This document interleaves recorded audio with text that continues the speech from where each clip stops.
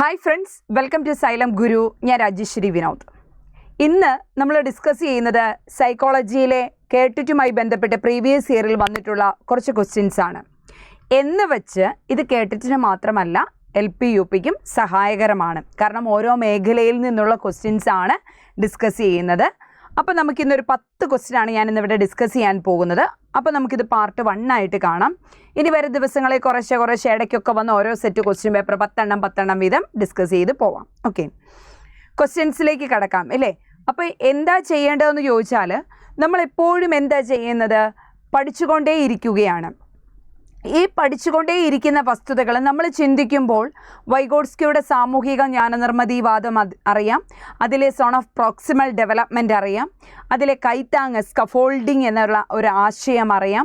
അദ്ദേഹം പ്രാധാന്യം നൽകിയത് സമൂഹവുമായുള്ള ഇടപഴകലിലൂടെയുള്ള പഠനമാണ് എന്നുള്ള കാര്യം അറിയാം. ഇങ്ങനെയുള്ള കാര്യങ്ങളെല്ലാം പഠിച്ചു വെച്ചുകൊണ്ട് നമ്മൾ എക്സാം ഹാളിൽ പോകും. പക്ഷേ അവിടെ ചെല്ലുമ്പോൾ ചില ക്വസ്റ്റ്യൻസുകളൊക്കെ കാണുന്ന സമയത്ത് നമ്മളെ സംബന്ധിച്ച് അതുപോലുള്ള ക്വസ്റ്റ്യൻസിന് ഉത്തരം എഴുതാൻ സാധിച്ചു എന്ന് വരും. നമുക്കറിയാം, നിസ്സാര കാര്യം, നമുക്കറിയാവുന്ന ഒരു കാര്യമായിരിക്കാം. ഇപ്പോൾ വൈഗോട്സ്കിയുടെ സ്കഫോൾഡിങ് എന്നൊരു ആശയമായിരിക്കാം.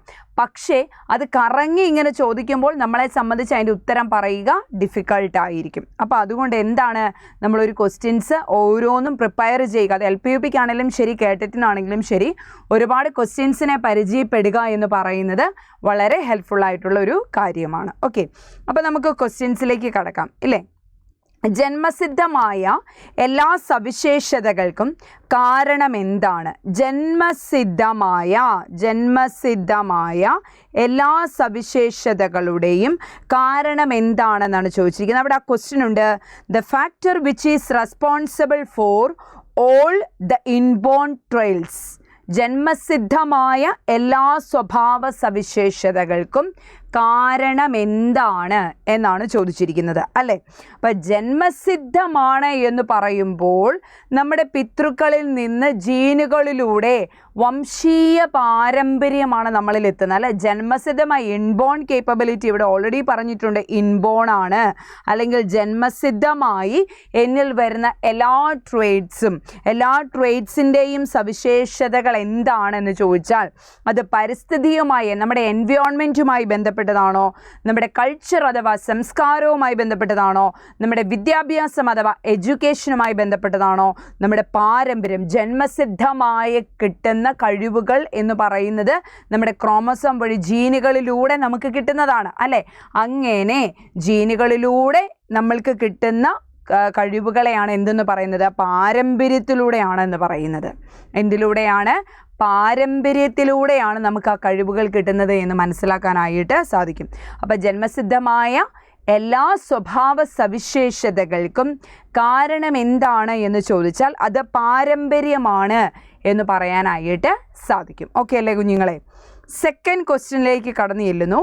എറിക്സന്റെ മാനസിക സാമൂഹിക വികസന സിദ്ധാന്തത്തിൽ കൗമാര കാലഘട്ടത്തെ സൂചിപ്പിക്കുന്നത് എങ്ങനെയാണ്? എറിക്സൺ അദ്ദേഹത്തിൻ്റെ സോഷ്യൽ ഡെവലപ്മെൻ്റൽ തിയറി. അപ്പോൾ ഒന്നാമത്തെ പോയിന്റ് ഇതാണ്. ക്വസ്റ്റ്യൻ ഒന്നുകൂടി ഇംഗ്ലീഷ് വായിക്കാം. Erikson's theory of psycho social development, adolescent refers the stage. അപ്പോൾ എന്താണ് എറിക്സന്റെ 8 സാമൂഹിക വികസന ഘട്ടങ്ങൾ? എറിക് എച്ച് എറിസൺ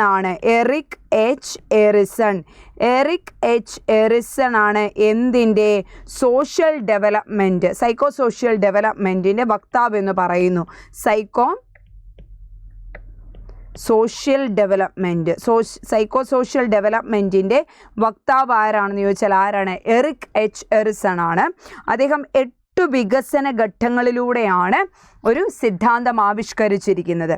ഇനി ആ 8 സിദ്ധാന്തങ്ങൾ: ഒന്ന് വിശ്വാസം വേഴ്സസ് അവിശ്വാസം, സാശ്രയത്വം വേഴ്സസ് ലജ്ജ, നേതൃത്വ ഗുണം വേഴ്സസ് കുറ്റബോധം, ഊർജ്ജസ്വലത വേഴ്സസ് അപകർഷത, വ്യക്തിത്വ സ്ഥാപനം വേഴ്സസ് വ്യക്തിത്വ പ്രതിസന്ധി, അടുപ്പം വേഴ്സസ് ഏകാകിത്വം, സൃഷ്ടി വേഴ്സസ് മുരടിപ്പ്, സമഗ്രത വേഴ്സസ് നിരാശ എന്നിവയാണ് വരുന്നത്. അപ്പോൾ ഏതൊക്കെയെന്ന് നമുക്ക് പറയാനായിട്ട് സാധിക്കും? ഒന്ന് വിശ്വാസം വേഴ്സസ് അവിശ്വാസം, 2 സാശ്രയത്വം വേഴ്സസ് ലജ്ജ, 3 നേതൃത്വ ഗുണം വേഴ്സസ് കുറ്റബോധം.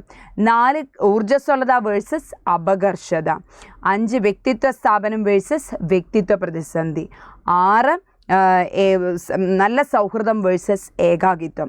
7 സൃഷ്ടി വേഴ്സസ് മുരടിപ്പ്. 8 സമഗ്രത വേഴ്സസ് നിരാശ. അങ്ങനെ 8 വികസന ഘട്ടങ്ങളിലായി മനോസാമൂഹിക വികസന സിദ്ധാന്തം. ഇവിടെ ചോദ്യം ഇതാണ്, ഒരുപാട് വട്ടം എക്സാമുകളിൽ ചോദിച്ച ക്വസ്റ്റ്യനാണ്. സാമൂഹിക വികസന സിദ്ധാന്തം, സാമൂഹിക വികസന സിദ്ധാന്തം ആരുടെ? സാമൂഹിക വികസന സിദ്ധാന്തം ആരുടെ എന്ന് ചോദിച്ചാൽ അത് ആരുടേതാണ്?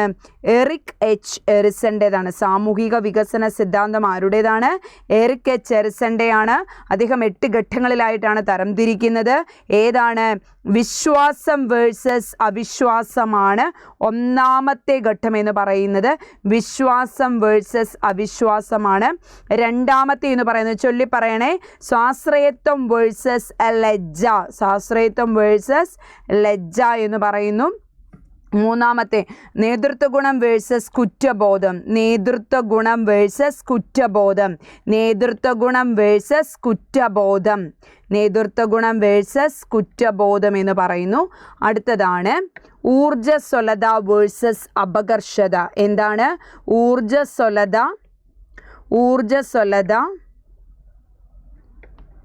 വേഴ്സസ് അപകർഷത. ഊർജ്ജസ്വലത വേഴ്സസ് അപകർഷത. ഇനി അടുത്തതാണ് വ്യക്തിത്വ സ്ഥാപനം വേഴ്സസ് വ്യക്തിത്വ പ്രതിസന്ധി. വ്യക്തിത്വ സ്ഥാപനം വേഴ്സസ് വ്യക്തിത്വ പ്രതിസന്ധി.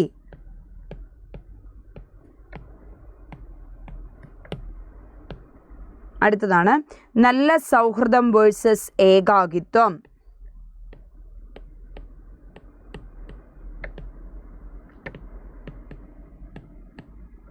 അടുത്തതാണ് സൃഷ്ടി വേഴ്സസ് മുരടിപ്പ്. സൃഷ്ടി വേഴ്സസ് മുരടിപ്പ്. ഇത് പഠിക്കണം കേട്ടോ കുഞ്ഞുങ്ങളെ, കാണാതെ പഠിക്കേണ്ടതാണ്. അടുത്തതാണ് സമഗ്രത വേഴ്സസ് നിരാശ. 60 വയസ്സിന് ശേഷം ഉണ്ടാകുന്ന അവസ്ഥയാണ് സമഗ്രത വേഴ്സസ് നിരാശ എന്ന് പറയുന്നത്. സെറ്റല്ലേ? ഇനി ഇദ്ദേഹം തന്നെയാണ് ഐഡൻറ്റിഫൈ യൂത്ത് ആൻഡ് ക്രൈസിസ്, പിന്നെന്താണ് ചൈൽഡ്ഹുഡ് ആൻഡ് സൊസൈറ്റി എന്നീ ഗ്രന്ഥങ്ങളുടെ വക്താവ് എന്ന് പറയുന്നത് എറിക് എച്ച് എറിസൺ ആണ്. ചൈൽഡ്ഹുഡ് ആൻഡ് സൊസൈറ്റി, ദെൻ എന്താണ് ഐഡൻറ്റിഫൈ യൂത്ത് ആൻഡ് ക്രൈസിസ് എന്നിവയൊക്കെ ഇദ്ദേഹത്തിൻ്റെ ഗ്രന്ഥങ്ങളാണെന്ന് നമുക്ക് പറയാനായിട്ട് സാധിക്കും. ആരുടെ? Eric H Erikson. അപ്പോൾ മനോസാമൂഹിക വികസന സിദ്ധാന്തം എറിക് എച്ച് എറിസൻ്റെയാണ്. അപ്പോൾ അദ്ദേഹത്തിൻ്റെ സിദ്ധാന്തങ്ങളിൽ ആദ്യ 1 വയസ്സ് വരെ വിശ്വാസം വേഴ്സസ് അവിശ്വാസമുണ്ട്. ഇനി 1 വയസ്സ് മുതൽ 3 വയസ്സ് വരെ സ്വയാശ്രയത്വം വേഴ്സസ് ലജ്ജയുണ്ട്. 3 വയസ്സ് മുതൽ 6 വയസ്സ് വരെ നേതൃത്വ ഗുണം വേഴ്സസ് കുറ്റബോധം. എറിക്സന്റെ അഭിപ്രായത്തിൽ കളിപ്രായം എന്ന് പറയുന്നത് നേതൃത്വ ഗുണം വേഴ്സസ് കുറ്റബോധമാണ്. പ്രൈമറി ഘട്ടം എന്ന് പറയുന്നതാണ് ഊർജ്ജസ്വലത വേഴ്സസ് അപകർഷത. 6 മുതൽ 12 വയസ്സ് വരെ.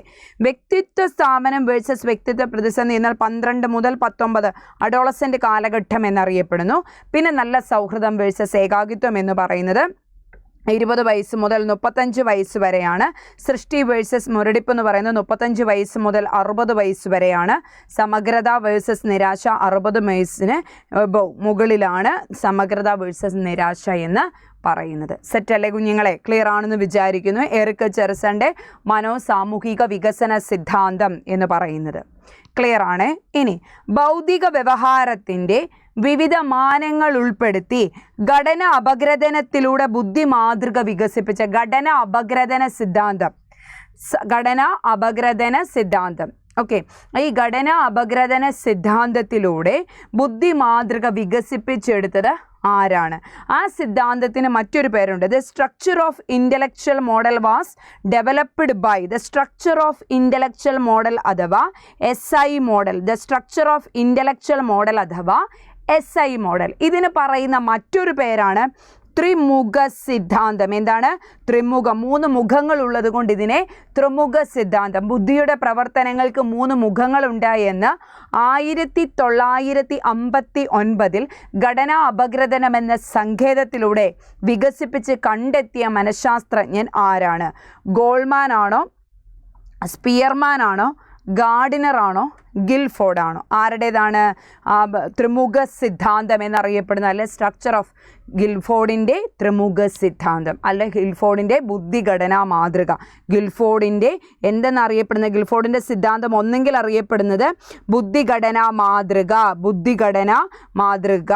ഗിൽഫോർഡിൻ്റെ സിദ്ധാന്തം അറിയപ്പെടുന്ന ബുദ്ധിഘടനാ മാതൃക അല്ലെങ്കിൽ ത്രിമുഖ സിദ്ധാന്തം എന്നാണ്. ത്രിമുഖ സിദ്ധാന്തം അഥവാ ബുദ്ധിഘടനാ മാതൃക, ത്രിമുഖ സിദ്ധാന്തം അഥവാ ബുദ്ധിഘടനാ മാതൃക എന്നുള്ള പേരിലാണ് ആരുടെ സിദ്ധാന്തങ്ങൾ അറിയപ്പെടുന്നത്? ഗിൽഫോർഡിൻ്റെ സിദ്ധാന്തങ്ങൾ അറിയപ്പെടുന്നത്. ഓക്കെ, ഇനി ഈ ബുദ്ധിയുടെ പ്രവർത്തനങ്ങൾക്ക് 3 മുഖങ്ങളുണ്ട് എന്ന് അദ്ദേഹം പറയുന്നു. ബുദ്ധിയുടെ പ്രവർത്തനങ്ങൾക്ക് 3 മുഖങ്ങളുണ്ട്. അത് ഏതൊക്കെയാണെന്ന് അറിയാമോ? ഒന്ന് പ്രവർത്തനങ്ങളാണെങ്കിൽ 2 ഉള്ളടക്കങ്ങളാണ്. എന്താണ്? ഉള്ളടക്കങ്ങളാണ്. ഉള്ളടക്കങ്ങൾ, പ്രവർത്തനങ്ങൾ, ഉള്ളടക്കങ്ങൾ. മൂന്നാമത്തേതാണ് ഉൽപ്പന്നങ്ങൾ എന്ന് പറയുന്നു. പ്രവർത്തനങ്ങൾ, ഉള്ളടക്കങ്ങൾ, ഉൽപ്പന്നങ്ങൾ എന്ന് പറയുന്നു. പ്രവർത്തനങ്ങൾ എന്ന് പറഞ്ഞാൽ എന്താണ്? മാനസിക പ്രക്രിയയാണ്. പ്രവർത്തനം എന്ന് പറഞ്ഞാൽ മാനസിക പ്രക്രിയയാണ്. ഉള്ളടക്കം എന്ന് പറഞ്ഞാൽ ചിന്തയുടെ മാധ്യമമാണ്. ഉൽപ്പന്നം എന്ന് പറഞ്ഞാലോ നാം ചിന്തയിലൂടെ പ്രവർത്തനങ്ങൾ വഴി രൂപീകരിക്കുന്ന ആശയമാണ് എന്ന് പറയാനായിട്ട് സാധിക്കും. അപ്പം പ്രവർത്തനങ്ങൾ എന്നാൽ ബുദ്ധിയുടെ പ്രവർത്തനങ്ങൾക്ക് 3 മുഖങ്ങളുണ്ട് എന്ന് പറഞ്ഞത് ഗിൽഫോർഡാണ്. ഗിൽഫോർഡ് പറയുന്നു ബുദ്ധിയുടെ 3 മുഖങ്ങൾ എന്ന് പറയുന്നത് ഏതൊക്കെയാണ്? പ്രവർത്തനങ്ങൾ, ഉള്ളടക്കങ്ങൾ, ഉൽപ്പന്നങ്ങൾ എന്നിവയാണ്. പ്രവർത്തനങ്ങൾ എന്നാൽ മാനസിക പ്രക്രിയ, ഉള്ളടക്കങ്ങൾ എന്നാൽ ചിന്തയുടെ മാധ്യമം, ഉൽപ്പന്നം എന്നാൽ നാം ചിന്തയിലൂടെ പ്രക്രിയകൾ വഴി രൂപീകരിച്ചെടുക്കുന്ന ആശയമാണ്. ഇതിന് കീഴിൽ എത്ര ഉപഘടകങ്ങളുണ്ടെന്ന് ചോദിച്ചാൽ 6 ഉപഘടകങ്ങളാണ്. ഏതൊക്കെയാണെന്ന് ചോദിച്ചാൽ മൂല്യനിർണ്ണയം, സംവ്രജന ചിന്തനം, വിവ്രജന ചിന്തനം, നിലനിർത്തൽ സ്മൃതി, അനുബന്ധ സ്മൃതി, വൈജ്ഞാനികം. ഇങ്ങനെ 6 ഉപഘടകങ്ങൾ അടങ്ങുന്നതാണ് പ്രവർത്തനങ്ങൾ എന്ന് പറയുന്നത്. ഇനി ഈ ഉള്ളടക്കങ്ങൾ എന്ന് പറയുമ്പോൾ 5 ഉപഘടകങ്ങളാണ്. ഏതൊക്കെയാണെന്ന് പറയട്ടെ? രൂപം, ശ്രവ്യം, അർത്ഥം, പ്രതീകം, വ്യവഹാരം എന്നിങ്ങനെ ഉള്ളടക്കത്തിൽ 5 ഉപഘടകങ്ങൾ. ഉൽപ്പന്നത്തിൽ വീണ്ടും 6 ഉപഘടകങ്ങളാണ്. ഏകകങ്ങൾ, വർഗങ്ങൾ, ബന്ധങ്ങൾ, സംഹിതകൾ, രൂപാന്തരങ്ങൾ, സൂചനകൾ. ഇങ്ങനെ 6 ഉപഘടകങ്ങൾ. പുതിയ ബുക്സുകളിലൊക്കെ ഇതിനകത്തെ സ്മൃതി എന്നാക്കി നമ്മൾ മാറ്റി. അതായത് മൂല്യനിർണ്ണയം, സംവ്രജന ചിന്തനം, വിവ്രജന ചിന്തനം, നിലനിർത്തൽ സ്മൃതി, അനുബന്ധ സ്മൃതി, ഇതിവയെ രണ്ടിനെയും കൂടെ എടുത്ത് ഓർമ്മ അല്ലെങ്കിൽ സ്മൃതി എന്നാക്കി. അപ്പോൾ ഇവിടെ ഇപ്പോൾ പുതിയ ബുക്ക് പ്രകാരം 5 ഉപഘടകങ്ങളാണ് ഉള്ളത്. അപ്പോൾ ഇങ്ങനെ നോക്കിയേ, ബുദ്ധിയുടെ പ്രവർത്തനങ്ങൾ 3 ആണെന്നും ആ 3 പ്രവർത്തനങ്ങൾക്കും ഉപഘടകങ്ങളുണ്ട്. അത് എക്സാമിന് ചോദിക്കുന്നതാണ് കേട്ടോ. ഇപ്പോൾ റീസെൻ്റ്ലി വരുന്ന എല്ലാ എക്സാമുകളിലും, പരീക്ഷാ ഭവൻ്റെ ആണെങ്കിലും PSCയുടെ ആണെങ്കിലും ക്വസ്റ്റ്യൻ പേപ്പറിൽ കാണുന്ന ക്വസ്റ്റ്യൻ ആണിത്. ഗിൽഫോർഡിൻ്റെ ത്രിമുഖ സിദ്ധാന്തത്തിലെ മാനസിക പ്രക്രിയയിലെ ഉപഘടകങ്ങളിൽ പെടുന്നതേത്, പെടാത്തതേത്, ചിന്തയുടെ മാധ്യമം ഉപഘടകങ്ങളിൽ പെടുന്നതേത്, പെടാത്തതേത്, ആശയങ്ങളുടെ ഉപഘടകങ്ങളിൽ പെടുന്നതേത്, പെടാത്തതേത്, ഇങ്ങനെ എക്സാമിന് വരുന്നതാണ്. പഠിച്ചു വയ്ക്കുക. ഓക്കെ, പ്രവർത്തനങ്ങളിൽ മൂല്യനിർണ്ണയം, സംവ്രജന ചിന്തനം, വിവ്രജന ചിന്തനം, നിലനിർത്തൽ സ്മൃതി, അനുബന്ധ സ്മൃതി, വൈജ്ഞാനികം. ഉള്ളടക്കങ്ങളിൽ രൂപം, ശ്രവ്യം, അർത്ഥം, പ്രതീകം, വ്യവഹാരം. ഉൽപ്പന്നത്തിൽ ഏകകങ്ങൾ, വർഗങ്ങൾ, ബന്ധങ്ങൾ, സംഹിതകൾ, രൂപാന്തരങ്ങൾ, സൂചനകൾ എന്നിങ്ങനെ പറയുവാനായിട്ട് സാധിക്കും. JP ഗിൽഫോർഡിൻ്റെ ത്രിമുഖ സിദ്ധാന്തത്തിലാണ് ഇത് പറയുന്നത്. അപ്പോൾ ഉത്തരം എന്താണ്? ഗിൽഫോർഡ് ആണെന്ന് പറയാനായിട്ട് സാധിക്കും. സെറ്റല്ലേ കുഞ്ഞുങ്ങളെ? അടുത്തത്, വൈകാരിക ബുദ്ധിയുടെ വക്താവ് ആരാണ്? ഈ വക്താവിലേക്ക് ചെല്ലുന്നതിന് മുമ്പ് വൈകാരിക ബുദ്ധി എന്താണെന്നുള്ളതിനെക്കുറിച്ച് നമുക്കറിയണം. അതിന് മുന്നോടിയായിട്ട് 1983 അമേരിക്കൻ ജ്ഞാനനിർമ്മിതിവാദിയായ Howard Gardner frames of mind എന്നൊരു ഗ്രന്ഥം എഴുതുകയാണ്. ആ ഗ്രന്ഥത്തിൽ ബുദ്ധിക്ക് ഒരുപാട് തലങ്ങളുണ്ടെന്നും ആ ബുദ്ധിയുടെ തലങ്ങളെ അദ്ദേഹം വിശദീകരിച്ച് 7 തരം ബുദ്ധിയെക്കുറിച്ച് അതിൽ പ്രതിപാദിച്ചു. പിന്നീട് മൾട്ടിപ്പിൾ ഇൻ്റലിജൻസ് എന്നൊരു ഗ്രന്ഥത്തിൽ അദ്ദേഹം വീണ്ടും 2 തരം ബുദ്ധിയും കൂടി ആഡ് ചെയ്തു. അങ്ങനെ ആ ബുദ്ധി സിദ്ധാന്തത്തിനെ ബഹുമുഖ ബുദ്ധി സിദ്ധാന്തം, മൾട്ടിപ്പിൾ ഇൻ്റലിജൻസ് എന്നാണ് അറിയപ്പെട്ടിരുന്നത്. ഈ മൾട്ടിപ്പിൾ ഇൻ്റലിജൻസ്, ഹൊവാർഡ് ഗാർഡ്നറുടെ മൾട്ടിപ്പിൾ ഇൻ്റലിജൻസ് നമുക്ക് വളരെ സുപരിചിതമാണ്. കാരണം ഇന്നത്തെ ക്ലാസ് മുറികളിൽ, ഇന്നത്തെ പാഠ്യപദ്ധതിയിൽ ഒഴിച്ചുകൂടാൻ പറ്റാത്ത ഒരു സിദ്ധാന്തം, ഒരു പ്രാക്ടിക്കബിൾ സിദ്ധാന്തം, ഒരു പ്രാക്ടിക്കൽ സിദ്ധാന്തമായി അത് മാറി. കാരണം കുട്ടിയിൽ ബഹുമുഖ ബുദ്ധി വളർത്താൻ അധ്യാപിക ക്ലാസ് മുറിയിൽ ചെയ്യേണ്ട പ്രവർത്തനങ്ങളെക്കുറിച്ച് ഇന്നത്തെ പാഠ്യപദ്ധതിയിൽ പരാമർശിച്ചിട്ടുണ്ട്. ഓക്കെ, അപ്പോൾ ഈ ബഹുമുഖ ബുദ്ധി എന്ന് പറയുന്നത് നമ്മുടെ വൈഗോട്സ്കിയുടെ സാമൂഹിക ജ്ഞാനനിർമ്മിതി ജ്ഞാനനിർമ്മിതിവാദം പോലെ പ്രാധാന്യം അർഹിക്കുന്ന ഒരു സിദ്ധാന്തമാണ് ഹൊവാർഡ് ഗാർഡനറുടെ. അമേരിക്കൻ ജ്ഞാനനിർമ്മിതിവാദിയായിരുന്നു പിയാഷെയും. പിയാഷെയുടെ സിദ്ധാന്തങ്ങളൊക്കെ ഒരുപാട് സ്വാധീനിച്ച, അതായത് ഇദ്ദേഹം സ്വാധീനം ചെലുത്തിയിട്ടുള്ള ഒരു വ്യക്തിയാണ്. അങ്ങോട്ടല്ല ഇങ്ങോട്ട് സ്വാധീനം കൈക്കൊണ്ട ഒരു വ്യക്തിയാണെന്ന് പറയാനായിട്ട് സാധിക്കും. അപ്പോൾ എന്തെന്ന് പറയാം, ഇദ്ദേഹത്തിൻ്റെ ജ്ഞാനനിർമ്മിതിവാദത്തിൽ ഇദ്ദേഹത്തിൻ്റെ മൾട്ടിപ്പിൾ ഇൻ്റലിജൻസിൽ പ്രധാനമായിട്ടും ദൃശ്യസ്ഥലപര ബുദ്ധി, വാചിക ഭാഷാപര ബുദ്ധി, യുക്തിചിന്താപര ഗണിതപര ബുദ്ധി, സംഗീത താളാത്മക ബുദ്ധി, കായിക ചാലക ബുദ്ധി, വ്യക്ത്യാന്തര ബുദ്ധി, ആന്തരിക വൈയക്തിക ബുദ്ധി, പ്രകൃതിപര ബുദ്ധി, അസ്തിത്വപര ബുദ്ധി, ഇങ്ങനെ 9 തരം ബുദ്ധിയെക്കുറിച്ചാണ് അതിൽ പരാമർശിക്കുന്നത്. ഏത്? ബഹുമുഖ ബുദ്ധിയിൽ 9 തരം ബുദ്ധിയെക്കുറിച്ചാണ് പരാമർശിക്കുന്നത്. ബാക്കി എന്ത് കേട്ടാലും നമുക്ക് പേര് ദൃശ്യസ്ഥലപരം, വാചിക ഭാഷാപരം, യുക്തിചിന്താപര ഗണിതപരം, സംഗീത താളാത്മകം, കായിക ചാലകം നമുക്ക് പേരിൽ നിന്ന് കിട്ടും. ഇനി ഇന്റർപേഴ്സണലും ഇൻട്രാപേഴ്സണലും, വ്യക്ത്യാന്തര ബുദ്ധിയും ആന്തരിക വൈയക്തിക ബുദ്ധിയും.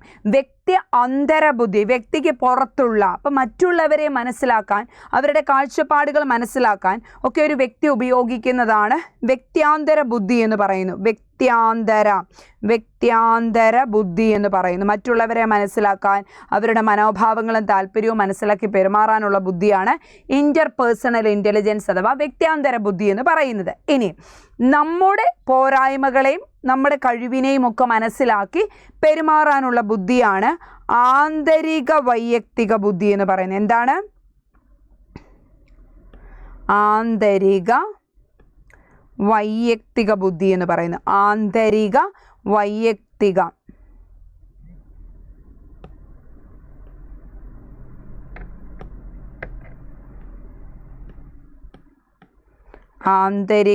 ഇൻട്രാപേഴ്സണൽ ഇൻ്റലിജൻസ് എന്ന് പറയുന്നു. ഓക്കെ, ഇനി പീറ്റർ സലോവിയും ജോൺ മേയറുമാണ്. പീറ്റർ സലോവി എന്ന് പറയുന്ന മനഃശാസ്ത്രജ്ഞനും ജോൺ മേയർ എന്ന് പറയുന്ന മനഃശാസ്ത്രജ്ഞനും കൂടി ചേർന്നാണ് ഈ വൈകാരിക ബുദ്ധി എന്നൊരു ആശയത്തെ ആദ്യമായി അവതരിപ്പിക്കുന്നത്.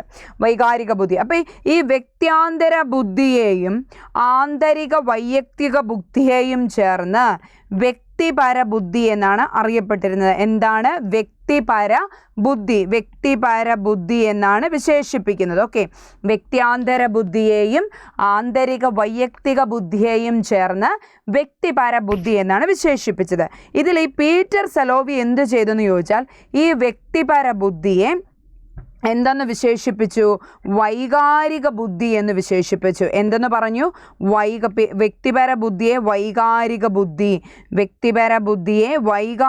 ബുദ്ധി എന്ന് പീറ്റർ സലോവി വിശേഷിപ്പിച്ചു. ഓക്കെ, ഇനി 1985 എന്ത് ചെയ്തു? ഡാനിയേൽ ഗോൾമാൻ ഇമോഷണൽ ഇൻ്റലിജൻസ് എന്നൊരു പുസ്തകം എഴുതുകയാണ്. ആര്? Daniel Goleman. അപ്പോൾ ഈ പുസ്തകത്തിലാണ് വൈകാരിക ബുദ്ധി എന്നൊരു ആശയം ആദ്യമായി രൂപം കൊണ്ട്, അതായത് വൈകാരിക ബുദ്ധി സിദ്ധാന്തം ആദ്യമായി നിലവിൽ വന്നത് ഈ ഒരു പുസ്തകത്തിൽ ഇമോഷണൽ ഇൻ്റലിജൻസ് എന്ന് പറയുന്ന, ഏതാണ്? ഇമോഷണൽ ഇൻ്റലിജൻസ് എന്ന് പറയുന്ന പുസ്തകത്തിലൂടെയാണ് എന്ത് വന്നിരിക്കുന്നത്? ഈ വൈകാരിക ബുദ്ധി എന്നുള്ളൊരു ആശയം പ്രചരിച്ചത് എന്ന് നമുക്ക് കാണാനായിട്ട് സാധിക്കും. ഓക്കെ, അപ്പോൾ ജീവിത വിജയത്തിന് അത്രയും നാളെ ഇൻ്റലിജൻസ് കോഷ്യൻറ്റിനായിരുന്നു പ്രാധാന്യം. എന്നാൽ ഈ ഒരു സിദ്ധാന്തം വൈകാരിക ബുദ്ധി എന്നൊരാശയം നിലവിൽ വന്നതോടുകൂടി ഐക്യുവിനുണ്ടായിരുന്ന ഒരു അപ്രമാദിത്യം കുറഞ്ഞ് അത് ഇക്യുവിലേക്ക് മാറുന്നതായിട്ട് നമുക്ക് കാണാനായിട്ട് സാധിച്ചു എന്നാണ് പറയപ്പെടുന്നത്. അപ്പോൾ വൈകാരിക ബുദ്ധി, ഇമോഷണൽ, അതിൻ്റെ നാൾ വഴികളാണ് ഞാനിപ്പോൾ പറഞ്ഞു തന്നത്. കാരണം എല്ലാ എക്സാമുകളിലും വൈകാരിക ബുദ്ധിയുടെ വക്താവ് ആരാണെന്ന് ക്വസ്റ്റ്യൻ വരാൻ പറ്റില്ല. അത് മാറി മറിച്ചൊക്കെ ചോദിക്കാം. അതറിയാൻ വേണ്ടിയാണ് ഇത്രയും കാര്യങ്ങൾ പറഞ്ഞു തന്നത്. ഓക്കെ, അപ്പോൾ വൈകാരിക ബുദ്ധിയുടെ ആ വക്താവ് who coined the term emotional intelligence എന്നാണ്. ആരാണ്? ഗോൾമാൻ ആണോ, തേഴ്സ്റ്റൺ ആണോ, ഗാർഡിനർ ആണോ, ബിനറ്റ് ആണോ? PSCയുടെ ആൻസർ എപ്പോഴും ഗോൾമാൻ ആണ്. എന്നാൽ വൈകാരിക ബുദ്ധി എന്ന ആശയം ആദ്യമായി കൊണ്ടുവന്നത് ആരാണ് എന്നൊക്കെ ചോദിച്ചാൽ അവിടെ എന്തെന്ന് വേണം നമുക്ക് ഉത്തരം പറയുന്നതിന് വേണ്ടി? പീറ്റർ സലോവിയും ജോൺ മേയറും ചേർന്നാണ് എന്ന് പറയാനായിട്ട് സാധിക്കും. ഓക്കെ അല്ലേ? അടുത്തത് അക്കാദമിക പ്രവർത്തനങ്ങളും മറ്റു വിദ്യാഭ്യാസ പ്രവർത്തനങ്ങളും മൂല്യനിർണ്ണയത്തിനായി ഒന്നിച്ച് സൂക്ഷിക്കുന്നതാണ് ഡാഷ്. അക്കാദമിക പ്രവർത്തനങ്ങളും മറ്റു വിദ്യാഭ്യാസ പ്രവർത്തനങ്ങളും മൂല്യനിർണ്ണയത്തിനായി ഒന്നിച്ച് സൂക്ഷിക്കുന്നതിനെ ഡാഷ് എന്ന് പറയാം. പോർട്ട്ഫോളിയോ, ആക്ഷൻ റിസർച്ച്, പ്രോജക്റ്റ്, ഉപാഖ്യാന രേഖ. പോർട്ട്ഫോളിയോ, ആക്ഷൻ റിസർച്ച്, പ്രോജക്റ്റ്, ഉപാഖ്യാന രേഖ ഏതാണ് വരിക? അക്കാദമിക പ്രവർത്തനങ്ങൾ, അതായത് സെമിനാർ, പ്രോജക്റ്റ്, അസൈൻമെൻറ്റുകൾ, ഇതുപോലുള്ള കാര്യങ്ങൾ. വിദ്യാഭ്യാസ പ്രവർത്തനങ്ങൾ, സ്കോളസ്റ്റിക് ആൻഡ് കോസ്കോളസ്റ്റിക് ആക്ടിവിറ്റീസ് എല്ലാം മൂല്യനിർണ്ണയത്തിന് വേണ്ടി ഉപയോഗിക്കുന്നുണ്ടെങ്കിൽ അതിനെ എന്തെന്ന് പറയാനായിട്ട് സാധിക്കും? പോർട്ട്ഫോളിയോ എന്ന് പറയാനായിട്ട് സാധിക്കും, അല്ലേ? Completion of an academic works and other forms of educational evidences for the revaluating learning progress is called. എന്താണ് പറയുന്നത്? പോർട്ട്ഫോളിയോ ആണോ, ആക്ഷൻ റിസർച്ച് ആണോ, പ്രോജക്റ്റ് ആണോ, അനക്ഡോട്ടൽ റെക്കോർഡാണോ? എന്തെന്ന് പറയാം? പോർട്ട്ഫോളിയോ എന്ന് പറയാനായിട്ട് സാധിക്കും. വ്യവഹാര പഠനം നടക്കുന്നത്, ഇവിടെ ഒരു ചോദകമുണ്ട് കുഞ്ഞുങ്ങളെ. ചോദകവും പ്രതികരണവും തമ്മിലുള്ള നിരന്തര സംയോഗം വഴിയാണെന്ന് സമർത്ഥിക്കുന്നു. Behaviourism is learned by a repetitive association between the response and the stimulus. This theory is associated with. അപ്പോൾ എന്താണ് പറയുന്നത്? ഒരു ചോദകവും അതിൻ്റെ പ്രതികരണവും തമ്മിലുള്ള ബന്ധത്തെ സമർത്ഥിക്കുന്ന സിദ്ധാന്തം ഏതാണ് എന്നാണ് ചോദിച്ചിരിക്കുന്നത്. പൗരാണിക അനുബന്ധനമാണോ, അന്തർദൃഷ്ടി പഠനമാണോ, സാമൂഹിക പഠനമാണോ, സഹവർത്തിത പഠനമാണോ? ഓക്കെ, അപ്പോൾ ഇതിലേത് വരാം? അന്തർദൃഷ്ടി പഠനം എന്ന് പറയുന്നത് സുൽത്താൻ എന്ന ചിമ്പാൻസിയെ വെച്ചുകൊണ്ട് കൊഹ്ലർ നടത്തിയ ഉൾക്കാഴ്ചയിലൂടെയാണ് പഠനം നടക്കുന്നത്. അപ്പോൾ പഠനത്തെ ഉൾക്കാഴ്ചയുടെ തലത്തിൽ കാണാൻ കുട്ടികളെ ശീലിപ്പിക്കണമെന്ന് അധ്യാപകരുടെ വിദ്യാഭ്യാസ പ്രസക്തിയെ ചൂണ്ടിക്കാണിച്ചുകൊണ്ടുള്ള സമഗ്രതാവാദത്തിന് കീഴിൽ കോൺഫിഗറേഷൻ എന്നർത്ഥം വരുന്ന ജസ്റ്റാൾട്ട് വേർഡായ ജർമ്മൻ വേർഡായ ജസ്റ്റാൾട്ടിസം, സമഗ്രത എന്ന സിദ്ധാന്തത്തിന് ഊന്നൽ നൽകുന്ന പഠന സിദ്ധാന്തമാണ് കൊഹ്ലറുടെ അന്തർദൃഷ്ടി പഠന സിദ്ധാന്തം, ഇൻസൈറ്റ്ഫുൾ ലേണിംഗ് തിയറി എന്ന് പറയുന്നത്. അപ്പോൾ അതല്ല. ഓക്കെ, സാമൂഹിക പഠനം എന്ന് പറയുന്നത് നിരീക്ഷണത്തിലൂടെയും മാതൃക അനുകരണത്തിലൂടെയും പഠിതാവ് പഠിക്കുന്നു എന്ന് പറയുന്നത് ആൽബർട്ട് ബെന്തൂരയുടെ സാമൂഹിക പഠനത്തിലാണ്. സഹവർത്തിതം എന്ന് പറയുന്നത് എന്താണ്? ഒരു കൊളാബറേറ്റീവ് ടീച്ചിങ്, ഒരു കൊളാബറേറ്റീവ് ലേണിംഗ് മെത്തേഡാണ്. വൈഗോട്സ്കിയാണ് സംഭാവന ചെയ്തത്. അപ്പോൾ SR ബന്ധം, നിലവിലുള്ളതിൽ SR ബന്ധത്തിന് പ്രാധാന്യം നൽകുന്ന സിദ്ധാന്തം ഏതാണെന്ന് ചോദിച്ചാൽ ക്ലാസിക്കൽ കണ്ടീഷനിങ്, പാവലോവിൻ്റെ ക്ലാസിക്കൽ കണ്ടീഷനിങ് ആണെന്ന് പറയാനായിട്ട് സാധിക്കും, അല്ലേ? അപ്പോൾ എന്താണ്? ഒരു നാച്ചുറൽ സ്റ്റിമുലസും ഒരു നാച്ചുറൽ റെസ്പോൺസും തമ്മിലുള്ള ബന്ധത്തിൽ വരുന്ന പരിവർത്തനം, modification of A natural response and natural stimulus, ഇവ തമ്മിലുള്ള ഇതിൻ്റെ ഇടയിൽ വരുന്ന ഒരു പരിവർത്തനം, മോഡിഫിക്കേഷനെയാണ് അനുബന്ധനം എന്ന് പറയുന്നത്. ഈ സിദ്ധാന്തത്തിനെ പൗരാണികം എന്ന് പറയുന്നത് എന്തുകൊണ്ടാണ്? മനഃശാസ്ത്ര ചരിത്രത്തിൽ തന്നെ ഏറ്റവും ആദ്യമായി രേഖപ്പെടുത്തിയ ഒരു സിദ്ധാന്തമായ അനുബന്ധന സിദ്ധാന്തം ഇതായതുകൊണ്ടാണ് ഇതിനെ പൗരാണിക അനുബന്ധനം, പാവലോവിൻ്റെ സിദ്ധാന്തത്തിനെ പൗരാണിക അനുബന്ധനം എന്ന് വിശേഷിപ്പിക്കാനുള്ള കാരണമെന്ന് നമുക്ക് കാണാനായിട്ട് സാധിക്കും. സെറ്റാണേ?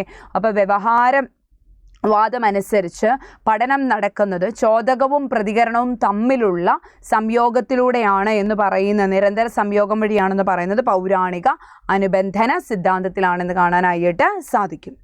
പിയാഷെയുടെ വൈജ്ഞാനിക വികസന സിദ്ധാന്തവുമായി ബന്ധമില്ലാത്ത ഘടകം ഏതാണ്?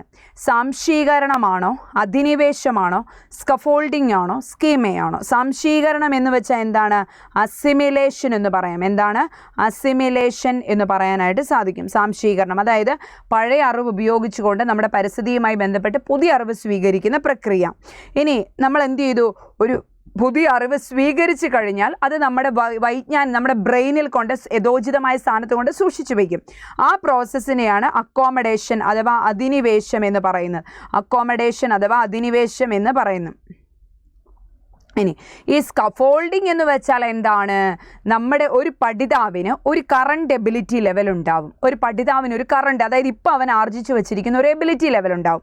അതിൽ നിന്നും അവൻ്റെ ശേഷി നിലവാരം, അതായത് പൊട്ടൻഷ്യൽ എബിലിറ്റി ലെവൽ, അവൻ്റെ പ്രായത്തിനനുസരിച്ച് എത്തിപ്പെടാനുള്ള മറ്റൊരു തലവും കൂടി ഉണ്ടാവും. ഓക്കെ, അപ്പോൾ ഈ തലത്തിൽ, ഈ കറണ്ട് എബിലിറ്റി തലത്തിൽ നിന്നും ഈ പൊട്ടൻഷ്യൽ എബിലിറ്റി തലത്തിലേക്ക് ചെല്ലാൻ വേണ്ടി മുതിർന്നവരുടെയും അധ്യാപകരുടെയും ഒക്കെ സഹായം അവന് ആവശ്യമാണ്.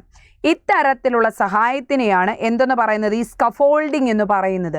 അപ്പോൾ ഈ ആശയം ആരുടേതാണ്? വൈഗോട്സ്കിയുടേതാണ്. പിയാഷെയുടേതല്ല, പകരം വൈഗോട്സ്കിയുടേതാണ്. ഓക്കെ, ഇത് കറണ്ട് എബിലിറ്റി ലെവലാണ്, ഇത് പൊട്ടൻഷ്യൽ എബിലിറ്റി ലെവലാണ്. കറണ്ട് എബിലിറ്റി ലെവലിൽ നിന്നും പൊട്ടൻഷ്യൽ എബിലിറ്റി ലെവലിലേക്ക് ചെല്ലാൻ ഒരു പഠിതാവിന് അധ്യാപകൻ്റെയോ മുതിർന്നവരുടെയോ ഒക്കെ സഹായം ആവശ്യമാണ്.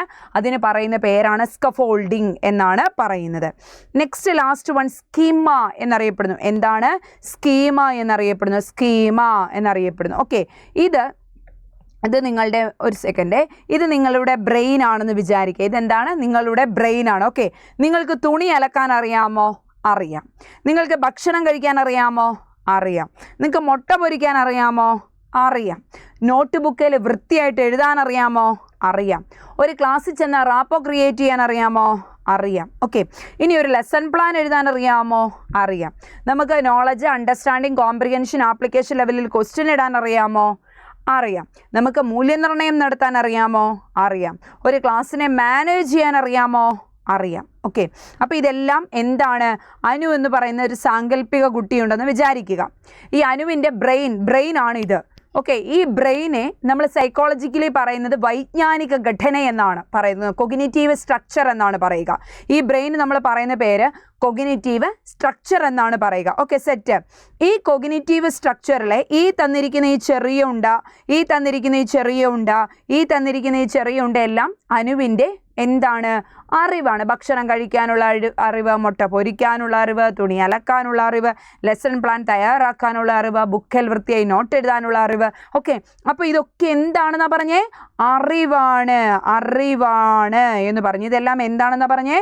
അറിവാണെന്ന് പറഞ്ഞു. ഇങ്ങനെ വൈജ്ഞാനിക ഘടനയിലെ ഈ ചെറിയ അറിവിന് പറയുന്ന പേരാണ് സ്കീമ എന്ന് പറയുന്നത്. വൈജ്ഞാനിക ഘടനയിലെ ഈ ചെറിയ അറിവിന് പറയുന്ന പേരാണ് എന്തെന്നാ പറയുന്നത്? സ്കീമ എന്നാണ് പറയുക. സ്കീമ. അപ്പോൾ എന്ത് ചെയ്തു? ഈ സ്കീമ ഉപയോഗിച്ചുകൊണ്ടാണ് പുതിയ സ്കീമയെ നമ്മൾ ഇങ്ങോട്ട് കൊണ്ടുവരുന്നത്. അതൊക്കെ നമുക്ക് അടുത്ത ഒരു ക്വസ്റ്റ്യൻ വരുമ്പോൾ, പിയാഷെയുടെ ക്വസ്റ്റ്യൻ വരുമ്പോൾ പഠിക്കാം. അപ്പോൾ ഈ ഒരു ആശയം ആരുടേതാണ്? Schema, assimilation, accommodation, equilibrium, disequilibrium. ഈ തന്നിരിക്കുന്ന സാധനങ്ങളെല്ലാം തന്നെ പിയാഷെയുമായി ബന്ധപ്പെട്ടിട്ടുള്ളതാണ് എന്ന് കാണാനായിട്ട് സാധിക്കും. സെറ്റല്ലേ കുഞ്ഞുങ്ങളെ? അപ്പോൾ ഇതിനകത്തല്ലാത്തത് ഏതാ? സ്കഫോൾഡിംഗ് ആണ്. വൈഗോട്സ്കിയുടെ ആശയമാണ്. അടുത്തത് സംരചനാ മൂല്യനിർണ്ണയത്തിൽ ഉൾപ്പെടാത്തത് ഏത്? സംരചന, ഫോർമേറ്റീവ് അസസ്മെൻറ്റ്. അപ്പോൾ എന്താണ്? Which among the following is not a formative assessment strategy? Questioning ആണോ? തിങ്ക് പെയർ ഷെയർ ആണോ? ആനുവൽ എക്സാമിനേഷൻ ആണോ? സ്റ്റുഡൻസ് റിഫ്ലക്ഷൻ ആണോ? ഏതാണ് എന്തിൽ വരിക? Which among the following is not a formative assessment strategy? ഏതാണെന്ന് ചോദിക്കുന്നത്? സംരചനാ മൂല്യനിർണ്ണയം, ഫോർമേറ്റീവ് അസസ്മെൻറ്റ്. അധ്യാപകനും വിദ്യാർത്ഥിക്കും, അതായത് ഒരു ടീച്ചറിനും ആ ടീച്ചറിൻ്റെ വിദ്യാർത്ഥികൾക്കും, അധ്യാപകനും പഠിതാവിനും ഒരുപോലെ ഫീഡ്ബാക്ക് ലഭിക്കുന്നതാണ് ഇത് സംരചനാ മൂല്യനിർണ്ണയം അഥവാ ഫോർമേറ്റീവ് അസസ്മെൻറ്റ്. ഫോർമേറ്റീവ് അഥവാ സംരചനാ മൂല്യനിർണ്ണയം എന്നാൽ അധ്യാപകനും പഠിതാവിനും ഒരേപോലെ ഗുണം ചെയ്യുന്നതാണ്. എന്നുവച്ചാൽ ഡെയിലിയുള്ള അസസ്മെൻറ്റിലൂടെ മാത്രമേ ഞാൻ പഠിപ്പിച്ച രീതികൾ എങ്ങനെയുണ്ട്, ഞാൻ പഠിപ്പിച്ചത് കുറച്ചുകൂടെ മെച്ചപ്പെടുത്തേണ്ടതുണ്ടോ എന്നുള്ള കാര്യങ്ങൾ അധ്യാപകന് മനസ്സിലാക്കാനായി സാധിക്കുകയുള്ളൂ. ഡെയിലിയുള്ള അസസ്മെൻറ്റിലൂടെ മാത്രമേ ഞാൻ എത്രമാത്രം നന്നായി പഠിച്ചിട്ടുണ്ട്, ഞാൻ ഇനി ഡെവലപ്പ് ചെയ്യേണ്ട കാര്യമുണ്ടോ, ഇങ്ങനെയുള്ള കാര്യങ്ങൾ പഠിതാവിന് മനസ്സിലാക്കാനായിട്ട് സാധിക്കുകയുള്ളൂ. അപ്പോൾ എന്താണ് ഇതിൽ വരുന്നത്? ചോദ്യാവലി എന്ന് പറയുന്നത് ഡേ ടു ഡേ നമുക്ക് പഠന പ്രക്രിയയുടെ ഇടയിൽ നടത്താവുന്നതാണ്. തിങ്ക് പെയർ ഷെയർ എന്ന് പറയുന്ന ഒരു കൊളാബറേറ്റീവ് ലേണിംഗ് സ്ട്രാറ്റജിയാണ്.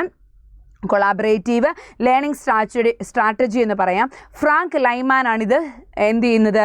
ഇൻട്രൊഡ്യൂസ് ചെയ്യുന്നതെന്ന് പറയാം. ഇതെന്ന് പറയുന്നത് ഒരു കൊളാബറേറ്റീവ് ലേണിംഗ് സ്ട്രാറ്റജി ആണെന്ന് പറഞ്ഞല്ലോ. അപ്പോൾ ഗ്രൂപ്പിലെ സ്റ്റുഡൻസ് എന്ത് ചെയ്യുകയാണ്? It helps a students to share their own ideas to others in that group. ഒരു ഗ്രൂപ്പിലുള്ള കുട്ടിക്ക് എന്ത് ചെയ്യാനായിട്ട് സാധിക്കും? തൻ്റെ ഓൺ ഐഡിയാസ്, തൻ്റെ സ്വന്തം ഐഡിയാസ് തൻ്റെ ഗ്രൂപ്പിലുള്ള മറ്റുള്ളവർക്കും കൂടി ഷെയർ ചെയ്യാനും ഒക്കെ സാധിക്കുന്നു. അതായത് ടീച്ചിങ്ങിന് മുമ്പായിട്ട് അല്ലെങ്കിൽ ഒരു യൂണിറ്റ് റീഡ്, ഒരു ചാപ്റ്റർ എടുത്തു, അധ്യാപകൻ ക്ലാസ് മുറിയിൽ വന്നു, ഒരു ചാപ്റ്റർ വായിക്കുന്നതിന് മുമ്പായിട്ട് കുട്ടികളോട് അതുമായി ബന്ധപ്പെട്ടുള്ള ചോദ്യങ്ങൾ മറ്റു കാര്യങ്ങളൊക്കെ ചോദിക്കില്ലേ? അതുമായി ബന്ധപ്പെട്ടാണ് think pair share is A collaborating teaching strategy എന്ന് പറയുന്ന മെത്തേഡ്. അപ്പം സ്റ്റുഡൻസ് റിഫ്ലക്ഷൻ എന്ന് പറയുന്നതോ കുട്ടിക്ക് എന്ത് മനസ്സിലായി, കുട്ടികൾ എങ്ങനെ റെസ്പോണ്ട് ചെയ്തു, ഇങ്ങനെയുള്ള കാര്യങ്ങളാണ് സ്റ്റുഡൻസ് റിഫ്ലക്ഷന് വരുന്നത്. അപ്പോൾ ഏതായിരിക്കാം? ആനുവൽ എക്സാമിനേഷൻ ആണ് എന്തെന്ന് പറയുന്നത്? സംരചന മൂല്യനിർണ്ണയം. ആനുവൽ എക്സാമിനേഷൻ എന്ന് പറയുന്നത് എന്താണ്? സബ്മേറ്റീവ്, ആത്യന്തിക മൂല്യനിർണ്ണയമാണ് അല്ലേ? സബ്മേറ്റീവ് ഇവാലുവേഷൻ ആണ് എന്ന് പറയും. സബ്മേറ്റീവ് ഇവാലുവേഷൻ അഥവാ ആത്യന്തിക മൂല്യനിർണ്ണയമാണെന്ന് പറയാനായിട്ട് സാധിക്കും. ഗ്രേഡോ മെഡലോ സമ്മാനമോ ഒക്കെ നൽകുന്നതിന് വേണ്ടി നടത്തുന്ന മൂല്യനിർണ്ണയമാണ് ആത്യന്തിക മൂല്യനിർണ്ണയം അഥവാ സബ്മേറ്റീവ് ഇവാലുവേഷൻ എന്ന് പറയുന്നത്. ഇൻക്ലൂസീവ് എഡ്യൂക്കേഷൻ, 9ാമത്തെ ക്വസ്റ്റ്യൻ ഇതാണ്. ഇൻക്ലൂസീവ് എഡ്യൂക്കേഷൻ്റെ പ്രധാന ലക്ഷ്യം എന്ത്? The main objectives of inclusive education is, വ്യക്തിയുടെ ശക്തിയും കഴിവുകളും പരിപോഷിപ്പിക്കുന്നതിനാണ്. To develop an individual strength and gifts, മാതാപിതാക്കളുടെ സജീവ പങ്കാളിത്തം പ്രോത്സാഹിപ്പിക്കുന്നതിനാണ്. ടു എൻകറേജ് ഇത് ഇൻവോൾവ്മെൻറ്റ് ഓഫ് പാരൻസ്, വിദ്യാഭ്യാസത്തിൻ്റെ ചിലവ് കുറയ്ക്കുന്നതിനാണ്.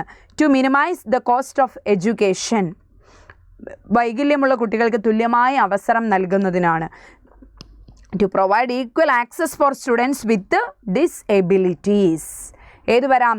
തുല്യ പങ്കാളിത്തം, തുല്യനീതി, തുല്യ അവസരം നൽകുന്ന വിദ്യാഭ്യാസ ദാർശനിക കാഴ്ചപ്പാടോടുകൂടി 1990 നിലവിൽ വന്ന വിദ്യാഭ്യാസ കാഴ്ചപ്പാടാണ് ഉൾച്ചേർന്ന വിദ്യാഭ്യാസം എന്ന് പറയുന്നത്. ഓരോ പഠിതാവിനും, സമൂഹത്തിൽ താഴേക്കുള്ള ഓരോ പഠിതാവിനും, അതായത് പ്രത്യേക പരിഗണന CWSN വിഭാഗത്തിൽ വരുന്ന ഓരോരുത്തർക്കും തുല്യനീതിയും തുല്യ പങ്കാളിത്തവും തുല്യ അവസരവും നൽകാൻ വേണ്ടി കൊണ്ടുവന്ന വിദ്യാഭ്യാസ പദ്ധതിയാണ് ഉൾച്ചേർന്ന വിദ്യാഭ്യാസ രീതി എന്ന് പറയാം. 1990 ഈ ആശയം, ഉൾച്ചേർന്ന വിദ്യാഭ്യാസം എന്ന ആശയം നിലവിൽ വരുന്നത്.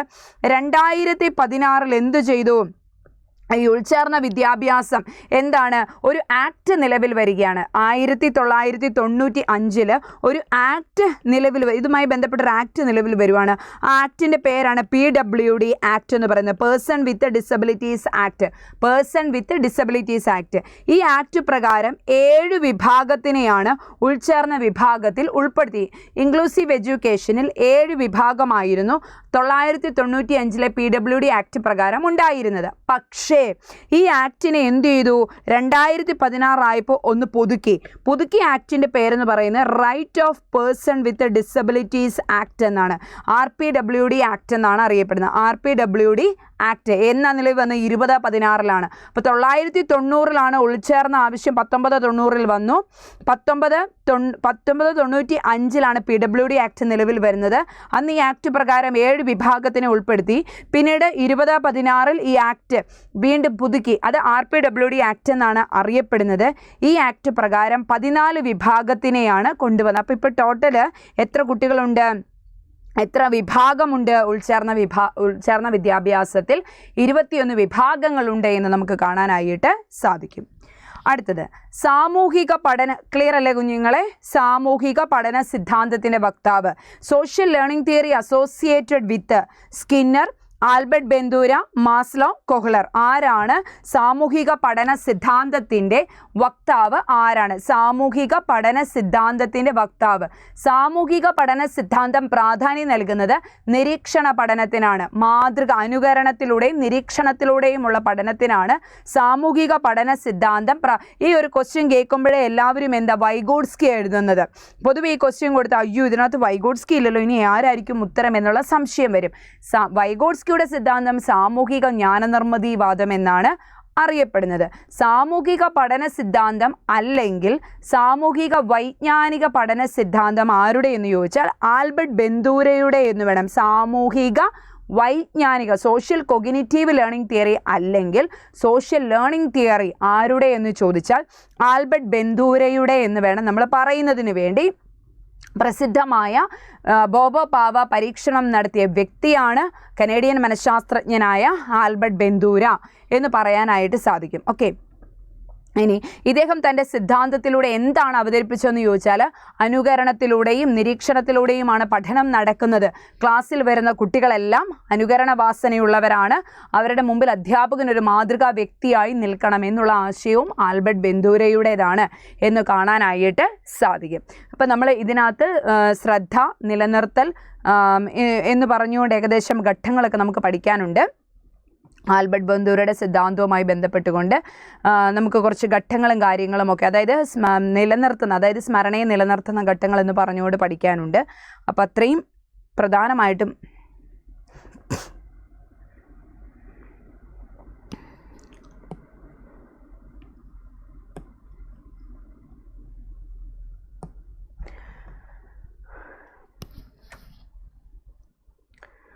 ഇത് കഴിഞ്ഞ് കട്ടുണ്ടേ. സാമൂഹിക പഠന സിദ്ധാന്തത്തിൻ്റെ വക്താവ് ആരാണ്? സ്കിന്നർ ആണോ, ആൽബർട്ട് ബന്ദൂരയാണോ, മാസ്ലോയാണോ, കൊഹ്ലറാണോ? Social learning theory associated with Skinner, Albert Bandura, Maslow, Kohler. Okay, അപ്പോൾ ഇങ്ങനെ സാമൂഹിക പഠന സിദ്ധാന്തം എന്ന് വരുമ്പോൾ പൊതുവേ കുട്ടികൾക്ക് വരുന്ന ഒരു ഡൗട്ടാണ്, വൈഗോട്സ്കി അല്ലേ സാമൂഹിക പഠന സിദ്ധാന്തം, വൈഗോട്സ്കിയുടെ ആശയമല്ലേ എന്ന് പറഞ്ഞുകൊണ്ട് വൈഗോട്സ്കിയുടെ ഉത്തരം എഴുതാറുണ്ട് അധ്യാപകരെല്ലാം. പക്ഷേ ഇവിടെ വൈഗോട്സ്കിയുടെ സിദ്ധാന്തം സാമൂഹിക ജ്ഞാനനിർമ്മിതിവാദമാണ്. വൈഗോട്സ്കിയുടെ സിദ്ധാന്തം സാമൂഹിക ജ്ഞാനനിർമ്മിതിവാദമാണ്. ഇവിടെ ആരാണ്? ആൽബർട്ട് ബന്ദൂരയാണ്. സാമൂഹിക പഠന സിദ്ധാന്തം അല്ലെങ്കിൽ സാമൂഹിക വൈജ്ഞാനിക പഠന സിദ്ധാന്തം, സാമൂഹിക പഠന സിദ്ധാന്തം അല്ലെങ്കിൽ സാമൂഹിക വൈജ്ഞാനിക പഠന സിദ്ധാന്തം ആരുടെ എന്ന് ചോദിച്ചാൽ ആൽബർട്ട് ബന്ദൂരയുടെ എന്ന് വേണം പറയാൻ. സാമൂഹിക വൈജ്ഞാനിക പഠന സിദ്ധാന്തം അല്ലെങ്കിൽ സാമൂഹിക പഠന സിദ്ധാന്തം. ബോബോ പാവ പരീക്ഷണം, പ്രസിദ്ധമായ ഒരു പരീക്ഷണമാണ് ബോബോ പാവ പരീക്ഷണം. അപ്പോൾ നിരീക്ഷണത്തിലൂടെയും മാതൃക അനുകരണത്തിലൂടെയുമാണ് പഠനം നടക്കുന്നത് എന്നാണ് തൻ്റെ സിദ്ധാന്തത്തിലൂടെ അദ്ദേഹം വാദിച്ചത്. അപ്പോൾ പ്രസിദ്ധമായ ബോബോ പാവ പരീക്ഷണം നടത്തിയ കനേഡിയൻ മനഃശാസ്ത്രജ്ഞനായ ആൽബർട്ട് ബന്ദൂരയാണ് സാമൂഹിക പഠന സിദ്ധാന്തത്തിൻ്റെ വക്താവ് എന്ന് പറയാനായിട്ട് സാധിക്കും. ഓക്കെ, ഇനി ക്ലാസ്സിൽ വരുന്ന കുട്ടികളെല്ലാം അനുകരണ വാസനയുള്ളവരാണെന്നും അനുകരണത്തിലൂടെയാണ്, അതുകൊണ്ട് ടീച്ചർ എന്ത് ചെയ്യണം? മാതൃക അനുകരണ വക്താവായി ക്ലാസ്സിൽ അവലംബിക്കണമെന്നും എടുത്തു പറയുന്ന സിദ്ധാന്തമാണ് സാമൂഹിക പഠന സിദ്ധാന്തം എന്ന് പറയുന്നത്. ഓക്കെ അല്ലേ? അപ്പോൾ ഇത്രയും ഒന്ന് പഠിച്ചു വയ്ക്കുക. ഇതിൻ്റെ ആൻസർ ഞാനിവിടെ കൊടുത്തിട്ടുണ്ട്, ഏതൊക്കെയാണ് ആൻസർ വരിക എന്നുള്ളത് കൊടുത്തിട്ടുണ്ട്. അപ്പം അതൊന്ന് എന്ത് ചെയ്യുക, എല്ലാത്തിൻ്റെയും ആൻസറും ഞാൻ ഏകദേശം ഒന്ന് പറഞ്ഞിട്ടുണ്ട്. എന്താണ് ജന്മസിദ്ധമായ എല്ലാ സ്വഭാവ സവിശേഷതകൾക്കും കാരണം എല്ലാത്തിനും ഞാൻ ആൻസർ പറഞ്ഞിട്ടുണ്ട്. സ്വത്വ പ്രതിസന്ധിയാണ്. ഓരോന്നിൻ്റെയും ആൻസർ നമ്മളിവിടെ അടയാളപ്പെടുത്തിയിട്ടുണ്ട്. അപ്പോൾ അത് നോക്കുക. അവസാനം ഞാൻ ആൻസർ കൊടുത്തിട്ടുണ്ട്, അതും കൂടെ വെച്ചിട്ടൊന്ന് എന്ത് ചെയ്യുക, പഠിക്കാനായിട്ട്. 10 ക്വസ്റ്റ്യൻ ഇമ്പോർട്ടൻ്റ് ആണ്, പ്രീവിയസ് ഇയർ ക്വസ്റ്റ്യൻസ് ആണ്. അപ്പോൾ നോട്ട് ബുക്കിലോട്ട് എഴുതി വയ്ക്കുക. ഇപ്പോൾ LPUPക്കാരാണെങ്കിലും ശരി, കേട്ടറ്റുകാരാണെങ്കിലും ശരി, സൈക്കോളജി എന്ന് പറയുന്ന എല്ലാത്തിലും കോമൺ ആയി വരുന്ന സബ്ജക്റ്റാണ്. അപ്പം എഴുതി വയ്ക്കുക, പഠിക്കാനായി ശ്രമിക്കുക. ഓക്കെ ഡിയേഴ്സ്, അപ്പോൾ ക്ലിയർ ആയി എന്ന് വിചാരിക്കുന്നു. മറ്റൊരു ക്ലാസ്സുമായി കാണാം. Thank you so much.